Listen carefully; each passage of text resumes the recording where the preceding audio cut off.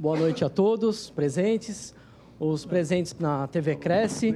Agradeço a toda a diretoria do Cresce, na pessoa do Sr. Plínio, que nos apresentou aqui, para fazer essa palestra aqui para vocês. Hoje, como dito aí, nós vamos falar sobre as garantias locatícias, mitos e verdades. Vamos falar sobre as modalidades descritas no artigo 37 da Lei de Locações, Lei 8245 de 91, e suas implicações legais, ou seja, o que os tribunais hoje em dia estão julgando.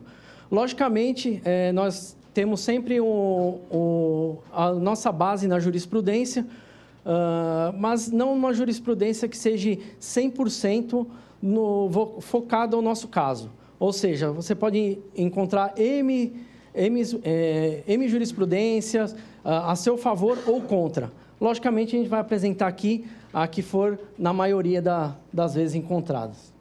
Vou apresentar aqui, primeiramente, os dados do Secov do ano de 2017, onde aponta aí que no mês de agosto nós tivemos um total de 1.570 ações ingressas no Poder Judiciário, sendo que só pela falta do pagamento foram 1.405.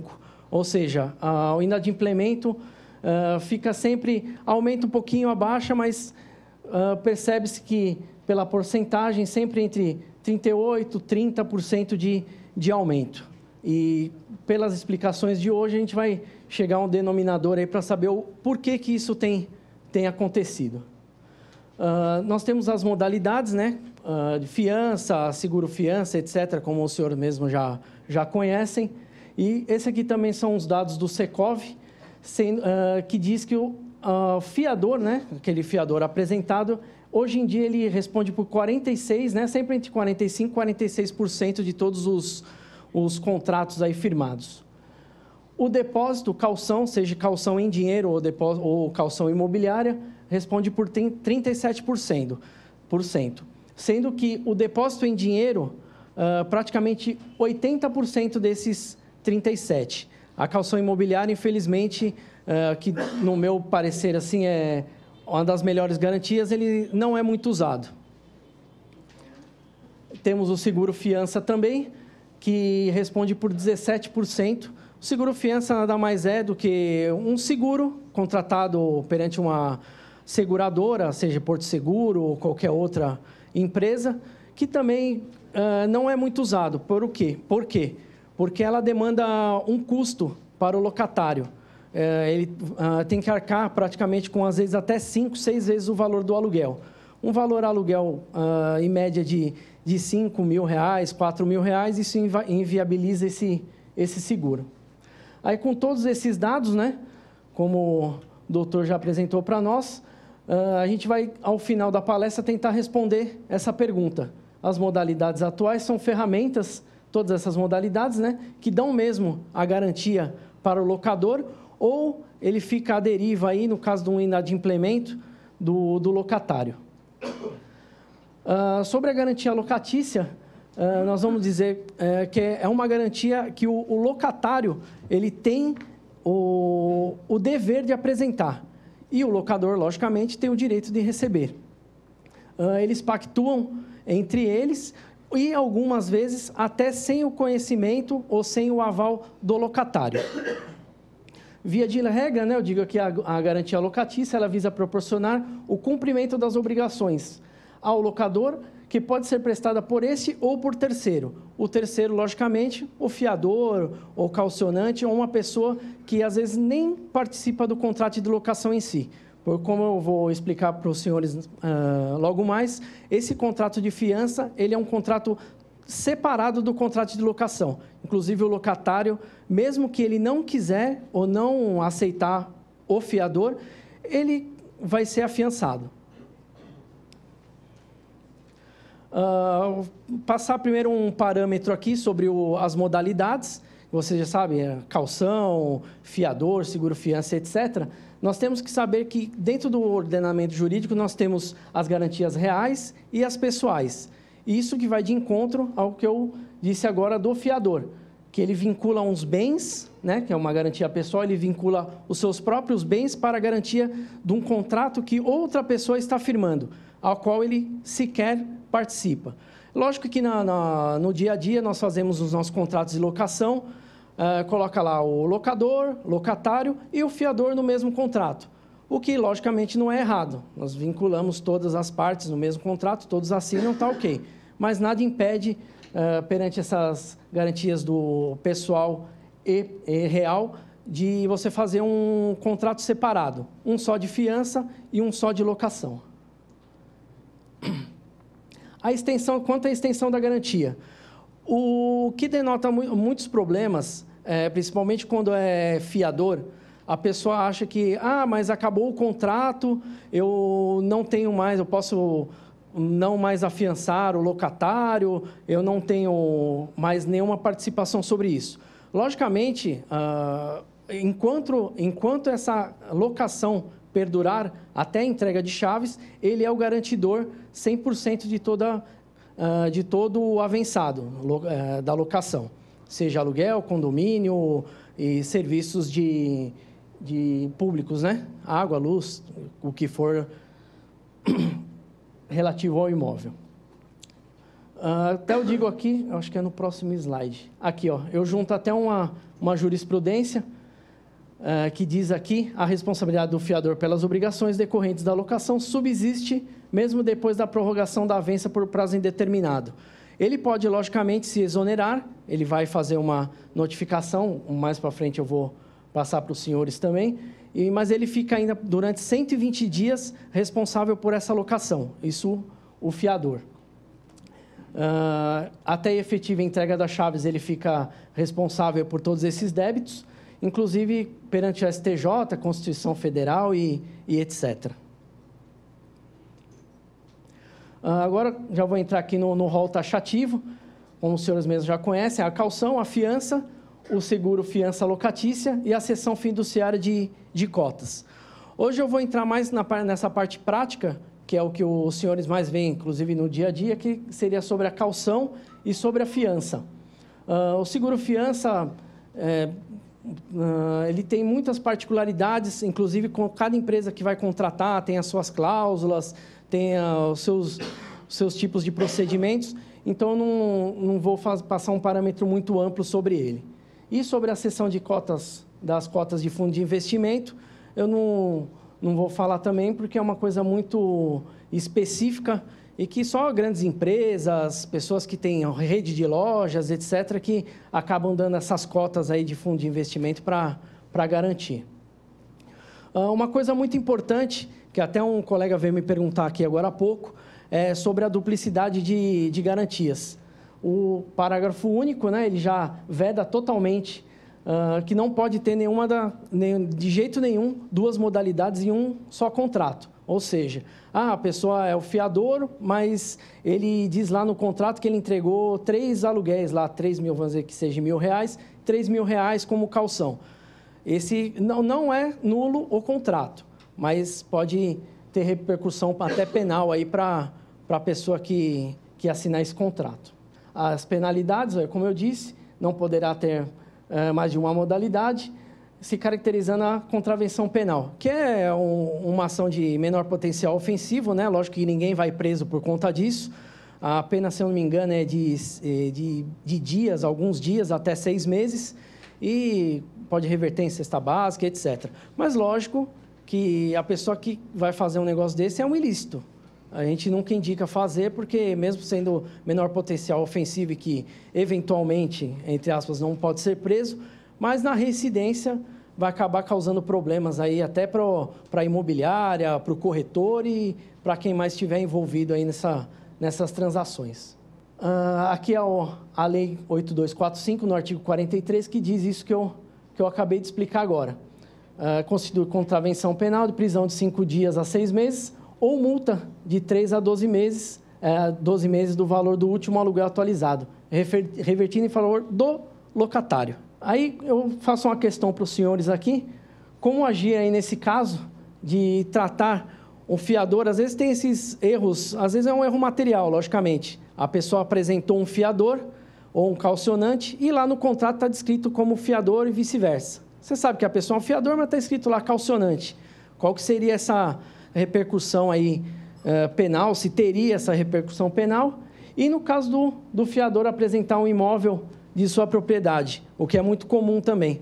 A pessoa vai lá, assina o contrato como fiador, e lá tem uma clausulinha, eu, fiador, fulano de tal, apresento o imóvel da minha propriedade situado no local tal, tal, tal. O que as senhoras acham que podem dar de repercussão? Eu, até na vida profissional, eu já vi acontecer algumas vezes isso, não leva a nada se for comprovado que for apenas um erro material. O que é o erro material no direito? Você disse uma coisa, mas quis dizer outra. Está lá, calcionante, aliás, o fiador fulano de tal apresentou o imóvel como garantia. Esse contrato, ele está garantido como fiador ou como calcionante? Logicamente, como calcionante, porque ele apresentou. Embora está escrito lá fiador, ele não é um fiador em si. Lógico que se alguém ingressar com alguma ação, alguma coisa, esse erro material já na hora é sanado até pelo juiz. Agora, esse daqui é o que não pode acontecer. São duas modalidades mesmo. A pessoa é o fiador, foi apresentado como fiador, as cláusulas dizem lá que ele responde com todo o seu patrimônio, todos os débitos surgidos lá da locação, etc. E aí, em alguma cláusula inserida lá, ele diz que o locatário ele dá 3 aluguéis, ou 1 aluguel, 2 aluguéis, 3 aluguéis como garantia. Esse é o que trata esse artigo. E o que os senhores acham aí que pode acontecer aí nesse caso? Alguém? Imagino que foi o contrato, né? Então, isso que eu queria ouvir. Os colegas, às vezes, até mesmo advogados, eu mesmo, às vezes falam, vai anular o contrato. Ele não passa a ser anulado, ele pode ser anulável, que é diferente de falar que ele é nulo. Isso, ele tem um ilícito a qual o juiz pode se balizar. Aí nessa eu vou ingressar com uma ação dizendo lá que eu sou o locatário, foi-me exigido 2 garantias e eu ingresso com ação lá contra o locador, contra a imobiliária, contra o corretor, contra todo mundo. O que o juiz vai julgar? Ele vai dizer que é nulo o contrato, que é anulável, né? Como o senhor mesmo. Ele é anulável. Mas aí, e a garantia? O que vai acontecer? Eu digo para os senhores que eu não sei. Porque nós temos N situações e N decisões de juízes que podem desde anular mesmo o contrato, ou fazer anulável, que anulável a diferença é que você apenas retira uma das garantias e o contrato continua, segue normalmente, ou ele diz que o locatário tem que apresentar outra garantia. Eu até junto para os senhores aqui, uma jurisprudência, que ela é recente, do dia 13/9/2017, praticamente uns 10, 15 dias atrás, dizendo que prevalece o que primeiro foi mencionado no contrato, que foi a fiança. Ele está lá no contrato, que ele é um fiador, ele está ingressando lá no contrato para afiançar o locatário, tal, e lá embaixo o locatário deu 3 aluguéis. Esse aí foi mais ou menos o que foi nesse caso. O que o juiz fez? Ele achou por bem dizer que a fiança, como foi a primeira que foi mencionada no contrato, ela é a válida. E a caução, eles vão resolver em perdas e danos, vai devolver o dinheiro, aí vai seguir esse processo aí conforme o trâmite aí, que aí a gente não tem como saber. Mas é mais ou menos isso daí. E aí eu tenho uma outra decisão que diz ao contrário. Não bem 100% ao contrário, mas ele diz o quê? Além de tudo mais aí do grafado, a exigência da dupla garantia em contrato de locação não implica a nulidade de ambas, mas tão somente daquela que houver excedido a disposição legal. O que ele quer dizer com isso? Ele tem o fiador e tem o seguro-fiança. O seguro-fiança, o fiador e a caução em dinheiro. O aluguel, vamos dizer que seja R$1.000. Deu uma caução de R$3.000. O débito dele atual é R$2.000. Qual que é a garantia que mais vai acolher o recebimento do locador? A caução em dinheiro, porque o fiador você vai ter que executar o contrato, depois vai ter a contestação, vai ter, depois de todos os recursos, mas vai ter que ter uma fase de execução para depois tentar pegar algum bem do fiador para fazer esse recebimento. O que o juiz... Eu só não sei se ele diz que se é o fiador ou o depósito, que eu acabei não lendo toda a decisão. Mas ela trata disso. O que ela falou? Pega o que está depositado, paga-se o débito e um abraço. Ou seja, é a que mais... A que foi excedida a disposição legal, ela vai ser nula, que é o fiador, então, foi tirado para fora e ficou só o depósito em calção que foi dado. A vênia conjugal. Eu estou explicando para vocês primeiro as particularidades principais, lógico, da fiança, seguro, etc., para depois entrar nas suas espécies. A vênia conjugal, muitas vezes a pessoa chega lá para assinar um contrato, olha, eu sou solteiro, eu sou divorciado. Aí é que vem a sagacidade do corretor e da imobiliária pedir a documentação. Um colega também perguntou para mim sobre a documentação. Todo e qualquer contrato, seja de locação, de compra e venda, de mútuo, de qualquer coisa, sempre peça toda a documentação. Não é porque ele chegou lá e falou que ele é solteiro, que ele é divorciado, que nós iremos acreditar. Lógico que se for uma pessoa que já se conheça, já tem o nosso convívio, a gente acredita, vai lá, faz o contrato, conhece a vida da pessoa, tudo bem. Mas isso invariavelmente acontece. Lógico que chega a N pessoas em vários dias, várias datas, e várias pessoas que ninguém nunca viu uma vez na vida, nunca mais vai ver. Sempre pedir a documentação. Porque o que pode acontecer?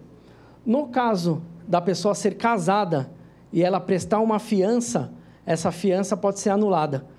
Ou seja, ele se apresentou como fiador para garantir e, no final das contas, ele não vai garantir nada. Por quê? Porque a esposa dele não assinou o contrato. Aí você fala, não, mas ele falou que era solteiro, tá, mas o senhor pediu a documentação? Se o senhor não pedir a documentação, vai recair sobre quem? Sobre a imobiliária e, em alguns casos, até sobre o corretor. Porque eles vão buscar a ficha de quem foi que fez a ficha, quem fez o atendimento e pode causar aí alguns problemas aí para os senhores também. O artigo 1647, do Código Civil, ele diz isso, ó, exceto no regime da separação absoluta, então nós temos os regimes, separação total, etc. Fora esse da separação absoluta, que cada um do cônjuge tem o seu direito sobre os seus bens específicos, se a pessoa alienar, gravar em ônus real bens imóveis, ou seja, ele dar em garantia o imóvel, ou prestar fiança ou aval, a caução aí pode ser anulada pelo próprio cônjuge, inclusive, que não anuiu com a locação, o cônjuge ou seus herdeiros. Aí, o que me perguntam? Mas como que ele vai alienar ou gravar um imóvel? Ele diz aqui que ele é solteiro, ele vai gravar como? Eu vou lá chegar no registro de imóveis e vou ver que ele é casado, mas às vezes ele não averbou o casamento, a separação, ou o que seja, no registro de imóveis. E aí é outro problema que vai ser causado, sempre mediante as provas, Vamos lá. Aqui, a falta de autorização é a continuação daquele artigo, que eles são, na verdade, 3 artigos, são 1647, 49 e 50. O 49, ele se torna anulável, o ato praticado, podendo o outro cônjuge pleitear a anulação, ou seja, às vezes, eles vão mesmo de má fé. Vai lá, fala que você é solteiro, vai lá, presta a fiança lá, bonitinho, e depois eu apareço e anulo isso aí. Quando tiver algum débito, eu ver que o locatário está devendo um monte lá, eu vou lá e anulo. Às vezes pode acontecer isso também. É de má fé? Aí você vai ter que comprovar a má fé. O que é também, não vou dizer que é difícil, até que é razoavelmente fácil isso, comprovar essa má fé. A decretação da invalidade dos atos praticados sem outorga o conhecimento, ou sem o suprimento do juiz, que o juiz também pode suprir isso, só poderá ser demandada pelo cônjuge, ao outro que cabia conhecê-la, ou pelos seus herdeiros. Ou seja, ele prestou a fiança, ele já era casado, informou que era solteiro, mas simplesmente ele não falou nada, tal, e depois o cônjuge falece. E aí você tem a ciência que o cônjuge faleceu. Aí os herdeiros podem pleitear essa invalidade dos atos. Sobre o aluguel antecipado, nós temos aí apenas 2 hipóteses, fora essas, em nenhuma. A gente diz que, em regra, nunca se pede o aluguel antecipado. Nunca. Às vezes as pessoas perguntam, mas eu posso pedir um aluguel antecipado, tal? Nunca. Eu sempre falo nunca. Aí as pessoas me dizem, não, mas eu sei que tem lá o artigo 42, tal. Fala, tá, mas isso daí é uma especificação diferenciada. Ou seja, no artigo 42 ele fala quando não tem garantia nenhuma. Por óbvio, se você não tem garantia no seu recebimento, a lei te faculta a receber antes. Apenas isso. Um aluguel. Isso. Porque o aluguel você recebe o aluguel vencido. Nesse caso, não. Eu não tenho garantia. Aí eu vou esperar um mês para saber se ele vai me pagar? Não, amigão. Você já me paga aqui na hora. Já me paga antecipado. E nos imóveis por locação aí de temporada, que é os artigos 48 e 50 aí da Lei de Locações. Apenas esses casos. O do artigo 42, eu acho que eu fiz uma ou duas vezes na minha vida só um contrato sem locação, sem garantia, o que vai ao encontro da nossa pergunta, que eu vou dizer qual que é a garantia que os senhores acham aí que vai abranger aí a melhor hipótese para o locador receber o seu crédito. Esse 42 é mais rápido para hoje? Isso, o senhor perguntou se seria mais rápido o imóvel sem garantia. Sem garantia, lógico, você tem os pedidos liminares e tudo mais, que eu vou explicar um pouquinho mais à frente. Mas para a retomada, lógico que não é garantia de recebimento, mas é a garantia de você retomar esse bem para você e não ter demais débitos. Inclusive, quando se tratar de apartamento, que tem taxa condominial, às vezes a taxa condominial é 2 vezes o valor do aluguel. Aí só esse montante que vai estar empenhando já não compensa. Compensa fazer uma alocação sem garantia, que além de você receber antecipado, se tiver qualquer problema, entra-se com o despejo liminar. E quanto tempo para concluir isso? Então, o tempo ele fica na mão do juiz, né? Na mão do judiciário. Infelizmente, se for pela lei, no máximo seria em 30, 45 dias, era o certo para retirar a pessoa. Mas a gente sabe que o judiciário está um pouco... a realidade não é essa mesmo, Está abarrotado de ações, como eu mostrei para os senhores logo no início, né? Tem pelo menos 1.500 ações entrando aí por mês sobre despejo por falta de pagamento. Agora vamos entrar nas modalidades, né? Vou falar da principal e a mais usual, que é a fiança. O contrato de fiança ele é regulado pelo Código Civil e pela Lei 8245/91, que é a Lei de Locações. A Lei de Locações, sendo no ordenamento jurídico uma lei especial, ela sempre as especificações dela são sempre levadas em consideração em primeiro acima das outras leis. Ou seja, o que não tiver na Lei de Locações, subsidiariamente se utiliza o Código Civil, o Processo Civil e tudo mais que tiver de legislações. A fiança, como eu disse para os senhores, ele é um contrato que pode ser firmado até sem o consentimento do locatário. Como que funciona isso? Mas a pessoa vai passar na rua e vai falar, eu vou ser o fiador do senhor. Pode acontecer, a lei faculta isso. Lógico que não acontece, que ninguém é doido bastante para chegar e, você é seu fiador, eu gostei de você. Mas a lei faculta que qualquer pessoa pode ser fiador de qualquer pessoa. Depende da vontade, simplesmente da vontade. Isso o que acontece que abre a mão para isso daí, para ter os fiadores profissionais. Mas pelas características que tem o contrato de fiança, a gente já leva a entender que o contrato de fiança, nesse caso de fiador profissional, ele é totalmente fora da lei. Pois, vamos mudar aqui, essas são as características do contrato de locação. Ele é unilateral, ou seja, apenas uma das partes se compromete a fazer algo por outra, ou seja, só o fiador que tem a responsabilidade de fazer o pagamento, no caso do locatário não fazer, ao locador. E o locador não tem responsabilidade nenhuma com ele. Ele não tem que pagar nada, ele não tem que fazer nada. Ele tem simplesmente que receber do fiador se o locatário não pagar. Ele é gratuito, ou seja, que é o que complementa o unilateral, ele é sempre gratuito, eu não posso exigir do fiador ou do locatário ou de qualquer pessoa um valor em dinheiro para a pessoa ser fiador. Ele é formal, sempre escrito, diferente do contrato de locação, que pode ser escrito ou verbal, não precisa ser necessariamente escrito, mas já o contrato de fiança tem que ser escrito. Seja escrito, como os professores falam, no papel de pão, seja escrito de qualquer jeito. Ele tem as suas regrinhas para seguir, seus requisitos, mas tem que estar lá. Sempre escrito e assinado, com firma lógica reconhecida, etc. Ele é um acessório que sempre segue o principal. O principal é qual? O contrato de locação. Mas o contrato de locação não segue o de fiança. Essa tem uma diferenciação também, ou seja, se o contrato de locação for nulo, o contrato de fiança será nulo ou anulável. Sempre um seguindo o outro. Nunca o contrário. Ou seja, se o contrato de fiança for nulo ou anulável, o contrato de locação continua normalmente. E não solene. Igualmente, ele pode ser por instrumento público ou instrumento particular, que é o que todos fazem, né? Nas imobiliárias, vai lá, faz um termo, todo mundo assina e não faz registro nenhum.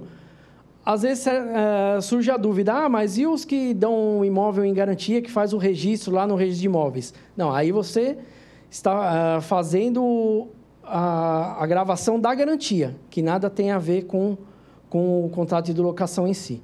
Se houver só a menção, a situação ideal é colocado na matrícula o negócio, tá? A garantia. Agora, há casos que apenas se menciona que o fiador, ele daria... o fiador não, ele apenas a menção do imóvel no contrato. Continua de pé essa garantia? Entendi. Então, aí, o que acontece? Se o senhor está dizendo para mim que ele só mencionou que ele possui esse imóvel, ele não está dando em garantia de nada. Ele é o fiador, ele responde, o fiador sempre responde pelo patrimônio dele. Aliás, com o patrimônio dele. Eu tenho um imóvel, eu sou o fiador. Eu respondo com o meu imóvel. Nada me obsta de amanhã ou depois de amanhã eu vender meu imóvel.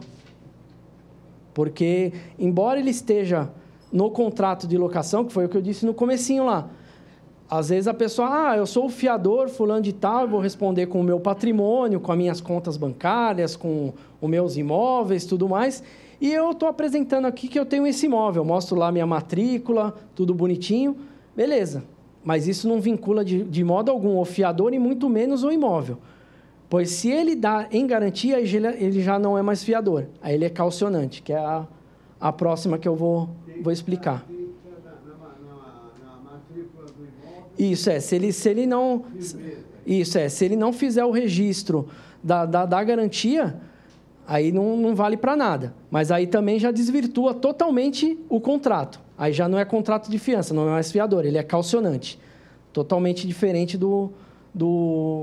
da fiança. Porque a fiança segue um rito, algumas características. Já essa parte da caução imobiliária já é totalmente diferente. Quer dizer que se você faz um contrato em que você coloca o fiador, o nome do fiador... Pera, deixa eu chegar aqui para o senhor, senão o pessoal em casa não... Você faz um contrato em que você qualifica o fiador. Sim. E o imóvel, na verdade, você não vai usar o termo fiador, você vai usar o termo calcionante. Isso, aí ele é calcionante. Se ele estiver dando em garantia, aí ele já não é mais fiador. Aí ele é calcionante. A diferença é essa, ou ele é fiador ou ele é calcionante. E não pode, logicamente, ser aliás, duas garantias num contrato só sobre, né, a gente já falou aqui. Fiador e classificar o imóvel. Isso, ele é fiador e ele só está apresentando o imóvel. Aí, ponto final. Ele é fiador, pronto, nada obsta de amanhã ele ir lá... deixa só, o senhor perguntou primeiro? Não, eu ia falar que as perguntas ficam para o final. Isso que eu ia falar agora. Eu peço só para os senhores, se puder escrever, porque senão ficar várias perguntas, se a senhora me desculpa, só Se for rapidinho, por favor. Então, a minha pergunta é a seguinte. O caucionante, ele é o locatário que está dando o imóvel dele como caução. Ele é o caucionante. Não. O locatário é o locatário. O caucionante é a terceira, é outra pessoa. Tá. O locatário, ele não pode dar um imóvel que ele tem? Não, porque ele não pode ser garantidor dele mesmo. Entendi. Ele não pode. O que acontece muito é quando a pessoa é empresa, eu tenho a minha empresa, eu vou locar um imóvel, vou locar em nome da minha empresa e eu vou ser o fiador. Aí se confunde, né? O fiador, como que eu vou ser fiador de mim mesmo? Né? Se confunde, apesar da empresa ter seus bens, totalmente separados, né? Em primeira instância, que depois pode fazer a quebra, tudo mais, mas eu não posso ser fiador de mim mesmo. Né? Tá, mas no final eu vou fazer uma pergunta mais profunda. Não vou falar tá, ok. Eu peço os senhores para escreverem, para a gente não parar muito. Vamos lá. Desculpa, viu, senhora? Aqui já falei... falei das características. Do consentimento eu já disse que pode ser o devedor, até me perdi um pouquinho aqui. Agora essa daqui. O que acontece muitas vezes? A pessoa, ele é o fiador, aí chega lá, eu tenho um imóvel aqui, eu até apresenta, né? Como eu disse, ele diz que ele tem esse imóvel aqui, beleza. Aí o locatário simplesmente para de pagar o aluguel, ingressa-se com ação de despejo por falta de pagamento, ou se ele já desocupou com ação de execução ou de cobrança, seja qual a ação aí que o doutor advogado aí achar pertinente. E aí, no final, o fiador, ele entra com uma petição dizendo, meu amigo, eu tenho um imóvel aqui, que você está me executando, mas é um bem de família. O bem de família, a gente sabe que é regulado pelo direito brasileiro, é quando a pessoa tem aquele imóvel simples, de moradia própria, né, tem família e tudo mais, até X metros quadrados, não pode ser penhorado, etc. Aí, nesse caso aqui, o que é feito? Né? Se ele é o fiador, ele prestou a garantia. Aí chegou na hora, não, mas é bem de família. Aí eu vou explicar para os senhores aqui. Eu vou explicar para os senhores, tendo em vista os elementos do contrato de fiança, que são as partes, o credor e o fiador. O credor é o locador, é o proprietário, e o fiador, sendo o afiançado locatário fora desse contrato, ele não participa. Ele não é parte no contrato de fiança. A vontade do fiador, ele se manifesta, inclusive, se for contra o locatário. Quer dizer, ele está esboçando a vontade dele de afiançar essa pessoa. Ele quer, de qualquer jeito, afiançar. O objeto, que complementa a vontade, que é a promessa manifestada de adimplir, no caso do inadimplemento do locatário, e a forma, que é escrita nunca verbal.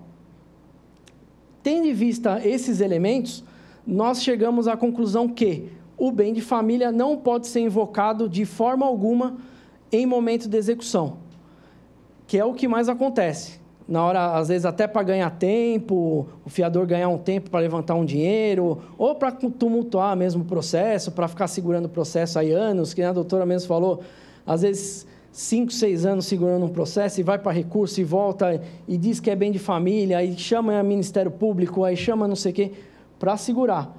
Mas uma petiçãozinha simples dizendo, tudo isso daqui, uma lauda só, os senhores já conseguem aí quebrar qualquer tipo de esboço aí que o fiador possa dizer aí sobre o bem de família.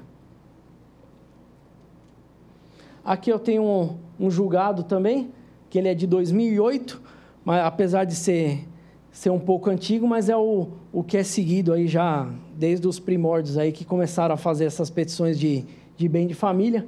O que ele diz aí? A alegação de impenhorabilidade que se rejeita, ou seja, lá já de plano ele já rejeitou. Ele já falou, isso daqui não tem como você alegar. A intervenção de terceiro no contrato locatício, que é um terceiro, como eu disse, que é um contrato separado, assumindo a responsabilidade pelas obrigações da parte locatária, tem a natureza de fiança. Ponto. O fato de a garantia incidir sobre imóvel residencial da família não tem a maior relevância, pois admissível a penhora. Ou seja, só esse julgado aqui de 2008, que é, lógico, seguido até hoje, isso daqui é uma coisa Diferente do que eu falei no começo, que tem as decisões pró, as decisões contra, isso aqui é majoritário, isso aqui não tem como, porque vai ao encontro da lei, isso daqui. De encontro da lei, se a pessoa alegar a empenhorabilidade. Não pode.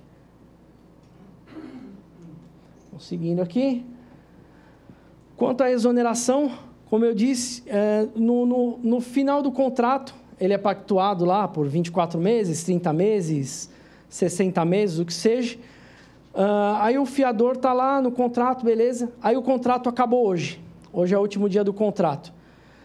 A fiança dele vai se prorrogar automaticamente junto com o contrato de locação, exceto se ele fizer o que está escrito aqui no artigo 835 do Código Civil, que seria a exoneração ativa ou a exoneração passiva ou desobrigação, ao qual ele vai notificar a imobiliária e o locatário, o locador, aliás, o locatário, o proprietário, eventualmente, ele não vai ter acesso a ele, né? Que é sempre diretamente com a imobiliária. Se ele tiver acesso, logicamente, ele já vai mandar diretamente para o proprietário. Ou sempre faz o seguinte, tem o proprietário? Tenho, manda para ele. Tem os dados da imobiliária? Manda para a imobiliária. Tem do locatário também? Manda para todo mundo. Notifica todo mundo. Sempre notificando todo mundo. Por quê? Às vezes o locatário não está sabendo. Aí ele é surpreendido pela imobiliária, que vai notificá-lo para apresentar uma outra garantia. Sendo o fiador ainda fica por 120 dias, ainda afiançando ele. Mas depois de 120 dias, acabou. Não temos mais garantia. Pode dar até quebra do contrato e ação de despejo, com o pedido liminar, porque aí já acabou a garantia, está sem garantia o contrato, ou pode gerar até outros problemas aí para o locatário. Sempre bom notificar todo mundo para não ter esses problemas aí.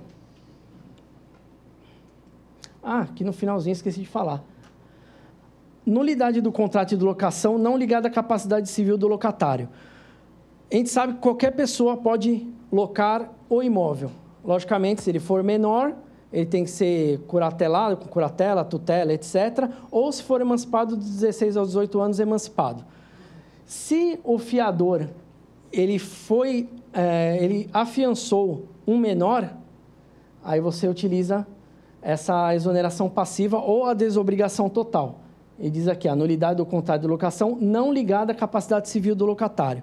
Ou seja, ele tem que saber que é menor. Se ele não foi atrás, não pediu a documentação, que é o que sempre eu friso, peça toda a documentação, 100% da documentação, para não ter esses problemas aí de exoneração de fiador, garantia que não vai servir para mais nada, o cônjuge que chegou agora e quer desfazer tudo pactuado, sempre pedir toda a documentação necessária. Aí é só o complemento, né? Assim se entende que o fiador poderá se exonerar da fiança ou o locador poderá exigir novo fiador ou a substituição da modalidade. Quais são os casos?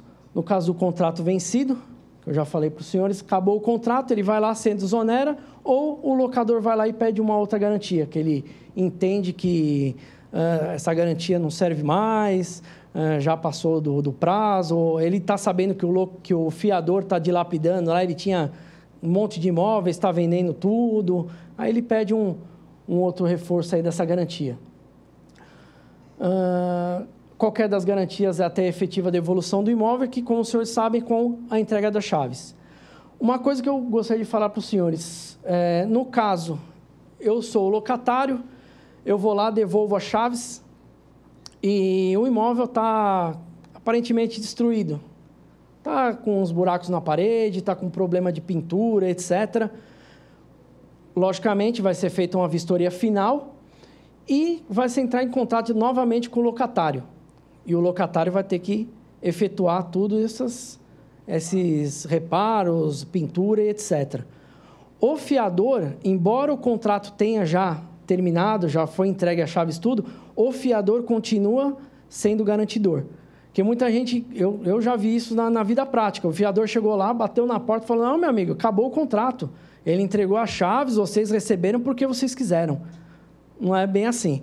Sempre até o final. Ou a entrega de chaves, a devolução das chaves, como diz aqui o artigo 39, ou tenha na cabeça que a entrega de chaves com o imóvel 100% do jeito que foi entregue ao locatário, logicamente. Tem que fazer sempre essa adaptação, né? Porque às vezes a pessoa, se vê a letra da lei 100%, ela acaba cometendo algum deslize. Isso que eu já falei, que a notificação ele fica até 120 dias depois de se exonerar, e depois de 120 dias, exceto, lógico, ele se exonerou da fiança, aí daqui um mês o fiador foi lá e deu uma caução em dinheiro ou apresentou outro fiador. Logicamente que esses 120 dias já se encerram, não precisa esperar os 120 dias. Esses 120 dias serve só até o momento da apresentação da nova garantia. O do novo fiador já falei. Esse aqui é o artigo que regula. Ele está pequenininho aqui porque são várias nuances aí, mas esse daqui depois eu vou inclusive mandar para os senhores, se os senhores quiserem, passam um e-mail, eu vou dar o e-mail também no final, eu vou mandar para os senhores, porque não adianta falar de uma por uma aqui, que a gente vai acabar perdendo um tempo aí desnecessário, que é só explicação simples mesmo, e a própria leitura já é suficiente para o entendimento. Agora vamos falar sobre a caução. A caução sempre pode ser em dinheiro ou a caução imobiliária. Nós vamos falar primeiro da caução em dinheiro, que é a mais usada, né? A caução pode ser ofertada pelo locatário ou por terceiro. Como eu disse, ou ele vai lá, eu sou o locatário, eu estou dando aqui 3 aluguéis para o senhor para garantir. Ele mesmo dá os 3 aluguéis, fica lá depositado, como eu vou explicar para os senhores daqui a pouquinho. Ou um terceiro, que é no caso da caução imobiliária. Um terceiro vai lá, entrega um imóvel da sua propriedade para garantir a locação, os débitos locatícios que eventualmente possam acontecer aí. O valor ofertado ele é sempre do locatário, nunca vai ser do locador. Mas ele me entregou o dinheiro aqui para eu depositar numa conta poupança, mas eu também não vou depositar, que 90% não depositam, deixam guardado lá ou gastam dinheiro e depois, quando terminar o contrato, reza para Deus que não tenha que devolver, que isso aí também dá problema, inclusive apropriação indébita, que esse é crime mesmo, não é contravenção penal, esse é crime mesmo. Logicamente, com um caso desse, não vou dizer que não vá para a cadeia, raramente vai para a cadeia, mas pode acontecer, porque esse é crime mesmo, é apropriação indébita. Vai responder criminalmente, diferente da contravenção. Da contravenção, que é um procedimento simples, às vezes até em delegacia, às vezes não chega nem no fórum. A restituição da caução, como que funciona? Se ele recebeu o valor e, pela lei, ele tem que depositar numa conta poupança, logicamente que na restituição ele tem que calcular os juros da poupança. A maioria, você me depositou aqui R$3.000, aqui 3 aluguéis, toma aqui os R$3.000. E ninguém reclama. Ninguém reclama. Mesmo porque a poupança dá um pouquinho de juros, é pouquinha coisa. A maioria não reclama, mas o certo, inclusive se for ingressar com ação, o juiz manda complementar. Se não restituído, o crime de apropriação indébita aí, como já foi dito. O valor dessa caução nunca pode ultrapassar 3 aluguéis. Ou seja, pode ser um aluguel. O aluguel aqui é R$5.000. Eu não vou ter R$15.000 para entregar. Eventualmente, o proprietário, o locador, pode dizer, então beleza, você me dá 2 aluguéis aí, ou se não me dá R$12.000. Ele só não pode passar de R$15.000, nesse caso de R$5.000, lógico. Sempre, no máximo, 3 aluguéis, sendo também contravenção solicitar valor a maior. Aí, o que acontece com esse tipo de garantia? Que eu digo particularmente, que é uma das piores que tem. O senhor está lá, alugou um imóvel, um apartamento de alto padrão, a qual o valor da locação é, sei lá, R$4.000. Mas só que, R$3.000, vamos dizer. E o condomínio é R$2.500. Tem apartamentos que é R$2.000, R$3.000 de condomínio. Esse valor da caução, ele abrange só o valor da locação, o valor do aluguel. Taxa condominial, luz, água, esgoto, gás, tudo que é embutido na taxa de condomínio, nada pode ser cobrado. Ou seja, se tiver um aluguel, beleza, é R$5.000 o aluguel, o senhor vai receber 15 mil. Mas só que só no primeiro mês, ele já não está devendo 5 mil. Às vezes ele já está devendo 9. Quer dizer, a garantia não serve para nada. E mesmo também em aluguéis baratos. O aluguel é R$800, é R$600 e o condomínio é 300, que dê R$1.000, vai. Você não vai chegar nisso. Só os 3 aluguéis que o senhor vai pedir, às vezes não chega nem a 2 se ele ficar devendo.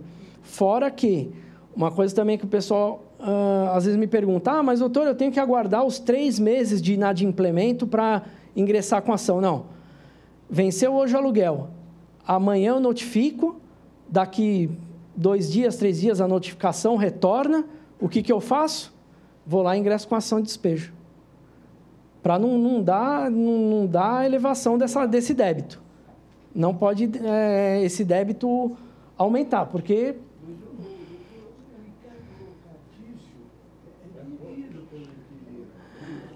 Então, o nosso colega está perguntando sobre os encargos da locação. Logicamente que os encargos da locação, eles são devidos pelo locatário. Isso é de lei. Tudo ele tem, mas só que eu não posso pedir a garantia acima de 3 aluguéis. Mesmo que o aluguel com condomínio e tudo mais for 5 mil. Se o aluguel for R$1.000, eu só posso pedir 3 mil de caução.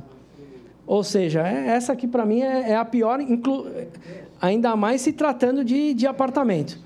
Lógico que se for uma casa, a casa lá, R$800, tá, até que não vai gerar tanto problema. Mas em apartamentos aí pode gerar. Então, quanto aos pacotes que às vezes... Deixa anotadinho aí, por favor. Aqui. Disse aqui dos 3 aluguéis, pode, logicamente, pedir até 1, 2, eu quero R$500 de garantia aí, não tem problema nenhum. Ele pode pedir até 3 aluguéis, ponto. Não pode pedir a mais, a menos ele pode. E aí tem o reforço da garantia. A locação começou hoje, ele foi lá, entregou o aluguel R$1.000, entregou R$3.000. Beleza. No final do contrato, com as atualizações, logicamente, não vai ser mais R$1.000. Às vezes já está em 1.200, 1.300. Eu posso pedir o reforço dessa garantia, quando do término do contrato. Se ele for por prazo indeterminado, eu falo para o meu cliente, não pede o reforço, continua do jeito que está, beleza. Dependendo do valor da locação, se faz ou um aditamento ou um novo contrato mesmo, até para resguardar os direitos do proprietário, ao fazer esse reforço da garantia. Porque senão daqui a pessoa fica lá 5, 10, 11 anos e a garantia está lá. A poupança não vai alcançar nunca o IGPM, né? Aí pode dar esses problemas. Está no fim.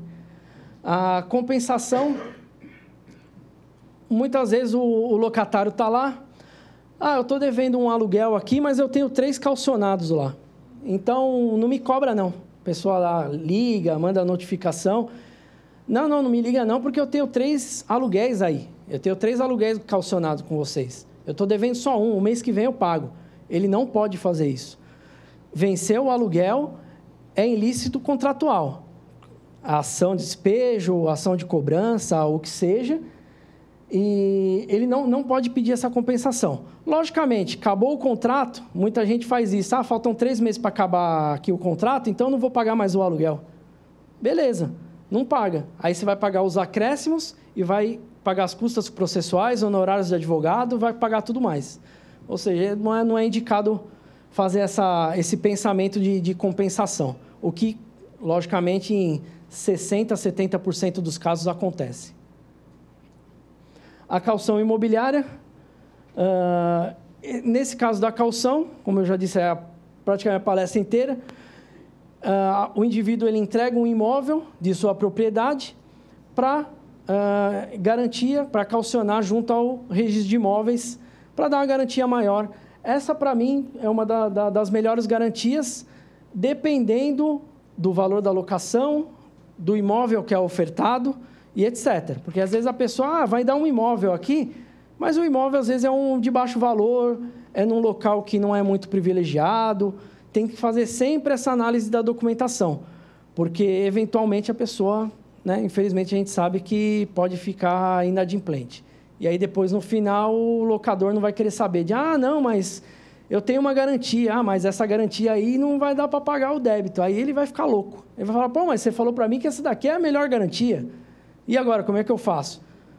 Tem que se analisar todas essas documentações, fazer todos os cálculos por conta disso. Eu costumo fazer o quê? O imóvel tem que ser mais ou menos 40 vezes o valor da locação, no mínimo. Lógico que isso aí é fácil de se conseguir. Mas tem gente que vai lá e quer dar um imóvel lá, que tem um cômodo num terreno que não vale nada. Aí também a gente acaba recusando. Sempre tem que ter mais ou menos em mente esse valor, de 40, 50 vezes a alocação, que é, eventualmente, o tempo da ação. Se a gente calcular 2 anos, 48 meses, pelo menos 2 anos que a ação vai ter o trâmite, a gente já faz mais ou menos uns 50 vezes o valor da alocação, pelo menos para ter um mínimo de garantia de recebimento. Aí chegamos ao final aqui, com aquela pergunta que eu fiz ao começo para os senhores, sobre as modalidades, né? O que os senhores acham aí? Quais são as ferramentas aí que o locador tem para si aí? Qual que são as melhores garantias aí? O que os senhores acham? Eu vou perguntar e levantar a mão, que é mais fácil do que... Os senhores acham que a fiança seria uma boa? Levanta a mão. A fiança, o fiador, né? Sim. Tá ok. Os senhores acham que a fiança? Levante a mão. A caução em dinheiro. E a caução imobiliária. Aí, o que eu respondo para os senhores? Qual a melhor garantia? A qual é um pouquinho diferente. Qual a melhor garantia a qual o locador pode se valer para resguardar do inadimplemento do locador para eventual retomada? E para eventual retomada. O que eu vou dizer para os senhores? Se for levado em consideração a garantia do recebimento, sempre a caução imobiliária. Porque uma hora vai chegar e vai leiloar o imóvel. Uma hora vai chegar o Poder Judiciário, vai chegar e vai falar, bom, meu amigo, você não pagou, já passou todo esse tempo, então vamos para leilão e acabou. Lógico que se corre o risco do cara destruir o imóvel. Mas o risco a gente já sabe que desde o momento que o locador colocou o imóvel dele à locação, ele já está nesse risco. E se for levado em consideração o tempo para desocupação, fazer um contrato sem garantia. O porquê?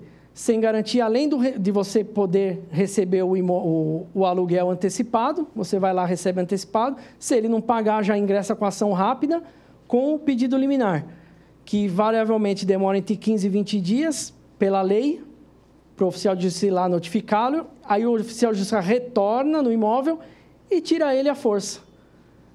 O judiciário brasileiro, lógico que não é essas mil maravilhas, mas é muito mais rápido do que todo o procedimento comum, normal, que é o procedimento de entrar com a inicial, depois contestação, réplica, vai para julgamento, aí tem várias, agravo de instrumento e tudo mais que os senhores já sabem aí. Aí, eu vou agradecer só aos senhores, vou pegar as perguntas já. Professor, tem uma pergunta de um internauta. Opa! Peço para explicar novamente como o imóvel do fiador ficará vinculado ao contrato, que tipo de contrato deve ser feito para que o imóvel fique efetivamente vinculado à fiança.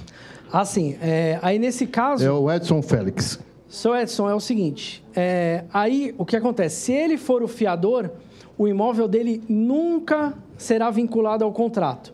Ele apenas vai vincular o contrato se ele for o caucionante, se ele entregar este imóvel como garantia. Aí já não se fala mais em fiança, se fala em caução imobiliária. O fiador, ele não entrega imóvel nenhum. Ele pode até apresentar, como eu disse, que é até de praxe dos senhores e das imobiliárias, de repente, o fiador vai e apresenta um imóvel para dizer, eu sou fiador, mas eu não sou um pé rapado. Eu tenho aqui 1, 2 imóveis, eu tenho uns imóveis. Tá ok? Beleza. Mas ele é o fiador, ele responde com o seu patrimônio, o que não impede dele amanhã, depois de amanhã, vender esse imóvel, porque apesar de estar lá descrito no contrato, ele não garante nada. Ele garante, o fiador garante com o seu patrimônio. Se quiser, ele vai fazer o calcionamento. Aí ele não é mais fiador, ele é calcionante. Ele vai e entrega o imóvel como garantia. Aí é outra modalidade. Ok? A senhora que tinha perguntado naquela hora? Boa noite, doutor. Meu nome é Célia. E a dúvida que eu tenho é a seguinte: quando tem a caução em dinheiro, normalmente, né, eles dão, o locatário dá os 3 meses de depósito, fica com o locador. Na hora de devolver, o locador gasta e se passa o prazo da devolução. A imobiliária é comprometida por isso? Ela responde ou não? Porque não tem como a gente falar, não, o dinheiro tem que ficar, tem que pôr na poupança. A gente fala, mas eles nunca colocam. Essa é a minha dúvida. Então, o que acontece, dona Célia?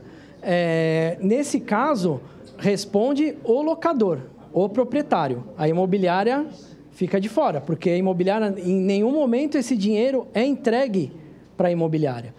Ele é entregue, inclusive, na verdade, o que teria que ser feito? Aberto uma conta poupança de titularidade do locatário e do locador, em conjunto, o que é lógico que ninguém faz. Isso aí é uma utopia. Eu nunca vi.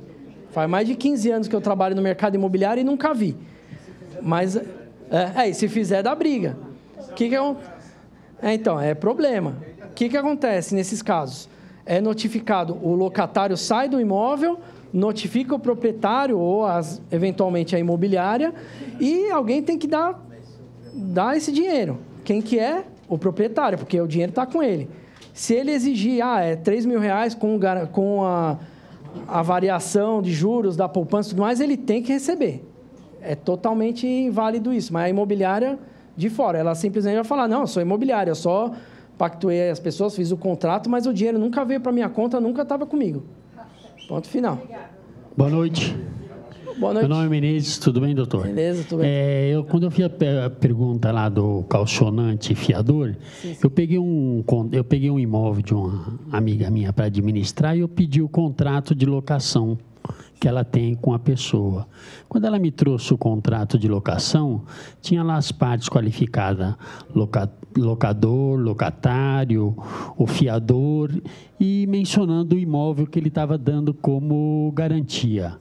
Ocorre o seguinte, quando eu olhei no final do contrato, tinha os dados do locador e do locatário, e não tinha assinatura do fiador, ainda que estava mencionado o imóvel que ele estava dando como locação. E eu vou pegar isso para administrar. Como é que eu vou fazer agora? Eu faço algum adendo? Pode fazer outro contrato. Se for, pode fazer outro contrato. O contrato está totalmente errado. Se for isso mesmo que o senhor me passou agora... Não, exatamente isso. Então está totalmente errado. Ele está qualificado, mas não assina e dá o imóvel como garantia. Já começa. Como é que você vai calcionar um imóvel em que não tem nem autorização do calcionante? Do proprietário do imóvel, não tem como. Pode fazer outro contrato. Tá, então chama as partes. É melhor fazer outro contrato, porque às vezes, vou chamar ele aqui para ele assinar agora. Logicamente, dependendo do que está no contrato, pode assinar lá na hora, mandar reconhecer a assinatura, não tem problema. Mas se for isso mesmo que o senhor falou, ele entregou o imóvel, ele é fiador, não sei, aí tem que ver cláusula. Porque ele é fiador, no contrato está ele como fiador e dando um imóvel como garantia da fiança então ele dele. Não é fiador. Então ele é calcionante. Ele é calcionante. Ele é calcionante. Beleza? Tá bom. Próximo. Obrigado. Professor Luiz Antônio Rocha, parabéns aí pela palestra. Muito obrigado. Uma pergunta e uma resposta. Pois não, meu amigo. Eu sou fiador de uma senhora há mais de 20 anos. Certo. Só que a minha esposa faleceu e eu tive que fazer inventário. Certo. Já passou para ser 3 donos, meu e de 2 filhos. Certo. Esse contrato continua com validade ou não? A priori, não. Não, né? Não, até porque recentemente eles me pediram uma justificativa se o imóvel era meu mesmo. Fui no cartório e peguei, simplesmente entreguei para ele lá. Não tem validade. Ou o senhor se exonera, foi o que eu disse, notifica eles e sai dessa fiança, porque o senhor não pode até ser fiador. Se for fiador, o senhor como pessoa física, porque o senhor responde com o seu patrimônio. Aí, eventualmente, se o imóvel pertence ao senhor, aos filhos, ou quem seja que sucedeu, aí não tem importa. Validade. Pouco importa. Tá, mas o senhor, nesse caso, pode até pedir essa exoneração aí, se quiser. Ou se não, continua do jeito que está, não tem problema nenhum. Obrigado. Beleza? Obrigado. Boa noite, doutor Luiz. Boa noite, tudo bem? Me chamo Ângelo. São duas perguntas, na verdade, só para aproveitar aqui a fila. Beleza. A primeira ela é pertinente à caução imobiliária. Certo. Então, nós sabemos que, na modalidade do contrato específico, existe a descrição, calcionamento do imóvel. Isso. E, tecnicamente, a informação, o contrato em si, ele deve ser averbado na matrícula do imóvel. Sim, para dar essa segurança. Vamos supor que a imobiliária ou o corretor, por desleixo, não fez essa averbação. Qual é o prazo legal ou até em que momento a justiça resguarda para que seja realizado? Então, não tem prazo. É a mesma coisa que a compra e venda. Se eu comprei um imóvel do senhor, peguei lá a escritura, tudo bonitinho, e não fiz o registro. Certo. O imóvel, entre aspas, é meu, mas não é meu até eu fazer o registro. Perfeito. Se o senhor vender para outra pessoa e outra pessoa ir lá registrar... eu vou me voltar contra o senhor em perdas e danos, mas o imóvel não vou reaver. Ou seja, a partir do momento que houve assinatura das partes, né, no instrumento particular, com toda a discriminação, o problema ele ocorreu ao longo dos 24 meses. Isso, tem que... Lá na frente eu posso entrar com essa averbação na matrícula. Isso, a qualquer momento pode fazer esse registro. Sim. O senhor está lá com o contrato, não quero registrar hoje, vou registrar amanhã. Esse registro... eu entendo que é de responsabilidade, que é a responsabilidade do locatário. Sim. Porque é o locatário que está apresentando a garantia. Ou seja, ele tem que pagar e fazer a garantia. Eventualmente, o proprietário, para se resguardar, que a garantia é dele, o que ele faz se ele tem dinheiro? Ele vai lá, pega daqui que eu mesmo vou registrar isso aqui. Sim. Porque qualquer pessoa pode ir lá registrar. Ele vai lá e registra. Eventualmente, se não for feito o registro... e a pessoa, o calcionante, vendeu o imóvel. Já era a garantia, meu amigo. Já era. Aí vai ser perdas e danos, vai ser o que for, mas a garantia já era, você não consegue mais. Perfeito. O senhor não vai conseguir. Por isso que o registro, fez o contrato, corre para registrar. Ou seja, o locador, o locatário, a imobiliária tem que correr atrás. Correto. Tem que correr atrás para fazer o registro. Para depois, no final, quando tiver inadimplemento... o locador não chegar para a imobiliária, mas eu não estou sabendo. Tinha que fazer, lógico que ele vai se dar de louco, né? Sim. Não estou sabendo, vocês não notificaram. Qual que é o serviço da imobiliária, o trabalho dela? Notificar o locatário. Locatário, você não fez a averbação ainda. Notificar o proprietário, ele ainda não fez a averbação. O senhor quer fazer? Que aí a imobiliária fica totalmente fora de qualquer problema que venha a recair sobre essa caução aí que não foi registrada. Correto. Beleza? E a segunda pergunta é pertinente à caução financeira. Aquela hora o doutor comentou que, na verdade, assim, cobra-se até 3 aluguéis líquidos. Isso. Ok? E, acima disso, ele partiria para uma condição de ilegalidade. Isso. Tem alguma lei, algum artigo específico que nós possamos ter essa informação? Tem. Eu não sei, lógico, de cabeça. Mas eu acho que eu coloquei aqui. Na verdade, eu não coloquei. Depois por e-mail? Eu mando por e-mail para os senhores. Okay. Mas ele tem a descrição na lei de locações mesmo. Tá certo. Mas o artigo em si mesmo eu não vou ficar devendo para o senhor. Tá bom. Obrigado. Ok? Só vamos na sequência que o doutor tinha levantado. Só tirar essa dúvida. No caso, doutor, do calção em valor, né? Que deveria ser aberta a conta, que nem o senhor falou, instruiu, no nome dos dois, né? O ideal seria isso, mas na prática não existe. É ilegal a imobiliária ficar responsável por esse valor e ficar na incumbência de devolver, não passar para o locador e reter esse valor e ficar na responsabilidade de dever para o locatário? Então, a imobiliária não pode ficar com esse valor, porque o valor foi dado em garantia do locatário para o locador. Esse dinheiro tem que ficar com o locador, mas é do locatário. A imobiliária, de forma alguma... É lógico, o que acontece às vezes, o locatário vai lá, até para não ter esse contato diretamente com o proprietário, ele vai lá, eu sou o locatário, eu vim aqui pagar R$3.000, eu dou os R$3.000, eles me dão um recibo lá da imobiliária que eles receberam e Já na sequência, ele faz um recibo para o proprietário já retira. Não pode ficar com a imobiliária. Não pode. Não pode. Não pode. Pela lei, esse dinheiro tem que ficar com o locador. Com o locador, entre aspas, tem que ficar na conta, né? Boa noite. A questão do fiador, ele pode financiar mais de um locatário? A colega perguntou se o fiador ele pode ser fiador de mais pessoas, né? Ele pode. Mas o que acontece? Tem que tomar cuidado essa linha tênue entre ele ser o fiador e ser o fiador profissional. Porque o que eu disse? Não pode ser oneroso, não pode receber nada, não pode fazer. Ele tem que ir lá e ser o fiador. Sou fiador do senhor, sou fiador do senhor, sou fiador do senhor. Ele tiver renda, logicamente que às vezes o locatário, os contratantes dos vários contratos que ele firmou, às vezes não sabem. Por isso que tem que fazer aquela pesquisa. Não tem como saber. Eu escuto muitas pessoas falarem sobre cheque calção. Como funciona? Então, mas aí o cheque calção é do quê? Porque... Então, mas aí o cheque... Só que aí ele vai pegar o cheque, é a mesma coisa. Ele vai dar 3 aluguéis, mas em vez de ele dar em dinheiro, ele vai dar um cheque. Mas o cheque eu tenho que executar ainda. Isso aí não cabe. Ele tem que virar dinheiro, ele tem que estar depositado em conta. Se for, eu vou dar aqui um cheque calção. Não existe essa modalidade. A modalidade da... Não. Você pode até guardar, mas não vale como garantia. Não é garantia. O rol do artigo da lei de locações, ele é taxativo. No direito, a gente tem os rols taxativos e os exemplificativos. O exemplificativo, nós podemos criar outras maneiras. No rol taxativo, que é o caso das garantias, ele é taxativo. É só aqueles calção imobiliária, calção em dinheiro, fiador, entrega de cotas. Tem que fazer do jeito que está na lei. Não pode criar outras espécies, cheque calção. Ele pode, eventualmente, dar um móvel como calção.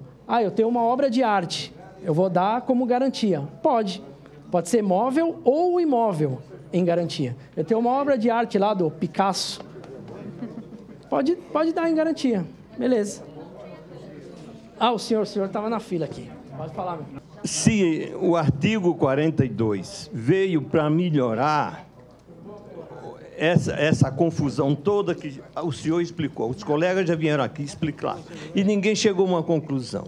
Eu pergunto para o senhor, o artigo 42 não veio melhorar para o proprietário alugar seu imóvel? O que o artigo 42 ele diz? As hipóteses do artigo 42, ele diz que a locação sem garantia... Nas locações sem garantia, o senhor pode pedir o aluguel antecipadamente. Por exemplo, firmei o contrato hoje para começar amanhã. Amanhã ele vem, me paga o aluguel, mora o mês inteiro. No mês que vem, na mesma data, ele vem, me paga o aluguel, mora, sempre um mês antecipado. Se ele deixar de pagar, isso na lei. A gente sempre fala que o que diz na lei, 15 dias, tem a notificação, depois o oficial de justiça volta lá. Entre aspas, 2 meses teria que resolver isso. Mas a gente sabe que o judiciário... Não, pode colocar pelo menos 1 ano. Pelo menos 1 ano. Mas só que nas outras ações, demora às vezes 5, 6 anos. Quer dizer, ganha esse tempo. O locador que sempre paga as despesas processuais e tudo mais, e ao final do processo ele é ressarcido pela parte que perdeu o processo. Eventualmente, né? Sim. Eu agradeço, senhor. Muito obrigado. Então, entra na fila, por favor, que senão Eu venho aqui, aí vou lá e acabo passando na frente doutor, dos colegas. Deixa eu só fazer uma perguntinha que eu deixei a oportunidade para os outros perguntarem, eles não perguntaram, outra dúvida que eu tenho. Pode falar. Quando o senhor falou lá que a gente não podia cobrar o depósito, o calção, em cima, somente em cima do aluguel. Do aluguel. Tá? Mas quando a gente aluga assim, um apartamento e está incluso o pacote, por exemplo, no pacote eu posso cobrar os 3. Então, mas só que aí o que acontece? Vai estar lá descrito, valor do aluguel. O aluguel seria, vamos dizer, R$1.000. E o condomínio é 500, aí tem mais algumas taxas, que seja 2.000. Valor do aluguel, R$2.000. Beleza, pede 6 de calção. Sim, aí a gente não discrimina. Vai lá, tá, o valor do aluguel, o valor do aluguel é esse ponto. Acabou. O valor do aluguel é esse ponto. E pode colocar também, valor do aluguel 2.000, por exemplo, incluso o condomínio. Pode ou não? Aí não. Não verdade, pode. Não pode mencionar em momento nenhum o condomínio. O aluguel é aquele. Certo. O que a gente fala, isso não não vai lesar ninguém e não está burlando a lei. Porque às vezes a pessoa não, mas aí você está burlando a lei, porque o aluguel é R$1.000 e você está colocando 2.000 porque já está tudo pacote. Não está burlando a lei. Porque tá o locador quer o aluguel de R$2.000. Agora, se ele vai pagar o condomínio, se ele vai pagar a água, se ele vai pagar o gás, aí o problema é dele. Certo. Ele quer R$2.000 de aluguel, ponto. Tá joia. Tá, obrigada, doutor. Não tem nada, que às vezes a pessoa sempre fala, às vezes a pessoa pensa, não, mas aí eu estou burlando a lei. Eu entendo que não está burlando a lei. Lógico que dá, né? Dá aso para a pessoa falar, não, aqui, ele está me falando aqui, mas o condomínio ele é separado, eu tenho aqui uma ficha que o corretor fez, que o aluguel era X e o condomínio era Y, e aí ele fez um pacote e tal. Não prospera, né? Porque o aluguel que ele está lá, que ele assinou no contrato, é aquele R$2.000, acabou. Tá ok?